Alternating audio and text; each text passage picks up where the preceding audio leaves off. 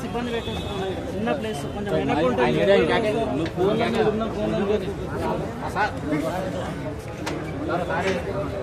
ఈరోజు నిజంగా బ్యాడ్.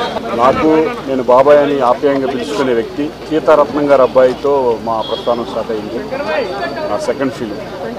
అక్కడి నుంచి ఎన్నో సినిమాలు ఆయనతో ఉన్న నాకు అనుబంధం కానీ ఒక ఫ్యామిలీ పర్సన్ కానీ కూడా ఈ మధ్య కూడా ఎప్పుడు కూడా ఫోన్లో మాట్లాడుకుంటూ ఆయన ఆరోగ్యం బాగోలేదు అని తెలిసి కూడా ఎప్పుడు మాట్లాడుతూ ఉంటాం.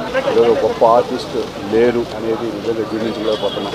అటువంటి గొప్ప వ్యక్తి గొప్ప ఆర్టిస్ట్ మా ఇండస్ట్రీకి దూరమైనందుకు నేను చాలా బాధపడుతున్నాను. ఆయన ఆత్మకి శాంతి స్వీకారాలని మనస్ఫూర్తిగా భగవంతుని కోరుకుంటున్నాను. అలాగే కుటుంబ సభ్యులందరికీ కూడా నా ప్రగాఢ సానుభూతి తెలియజేస్తున్నాను.